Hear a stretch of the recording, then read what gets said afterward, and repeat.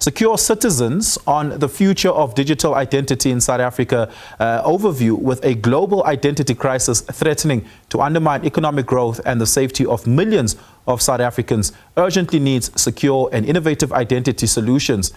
Let's talk to now a digital technology and biometrics expert on this as we try to make sense of what potentially could be the new technologies that could safeguard us. Martin Groenewald is the Chief Executive for Global Growth.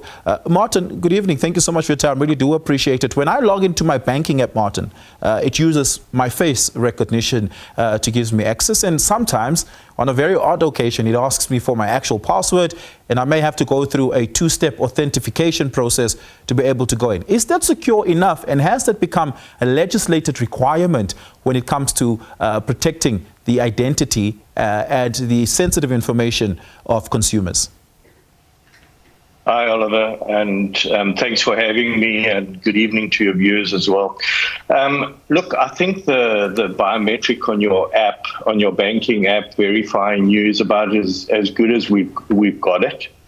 I don't think that it's always foolproof, but it really does help having the biometric on your app. Yeah, is it an expensive piece of technology for users to have, or at least for the administrators of platforms to administer, so that their users can have the peace of mind of that safety and security?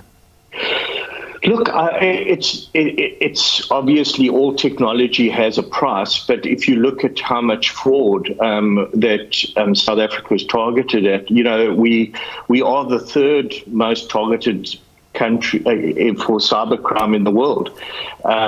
Just in 2022, our fraud statistics in terms of identity theft rose by 356%. So anything we can do, we have to do as a country. Otherwise, we're just staring into the abyss. And it's ordinary people that suffer, Oliver.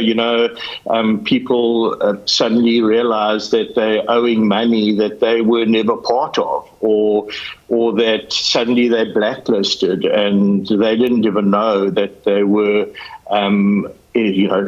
entering into a financial transaction. So it is really a little bit of a crisis that any kind of technology that we can use needs to be done.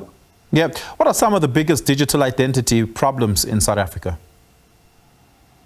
Well, look, I think in terms of identity, it is mostly identity theft. I think, we always look at the obvious. We think of home affairs and identities being stolen, but that's not where it ends. I think there are people's identities being stolen all the time, and it's because we leave a paper trail so often in everything we do.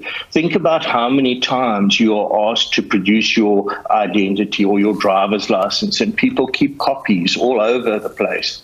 And so we're producing our identity so many times that it becomes really easy for people to actually take your identity and then go and do a whole lot of financial transactions that you're not even aware of, and that then becomes yours to try and solve in the end.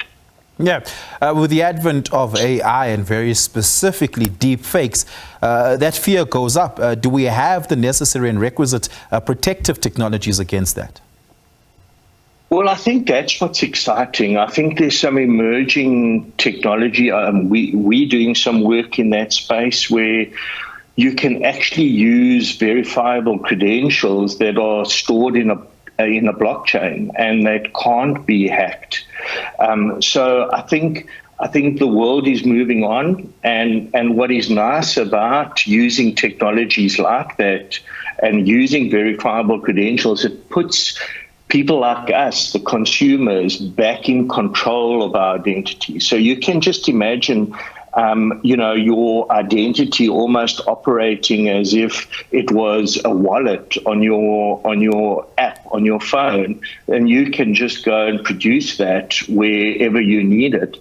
But the cool thing about it is it's not sitting on your phone. It's actually sitting cryptographically stored in a blockchain. So it's not so easy for the guys to get in there.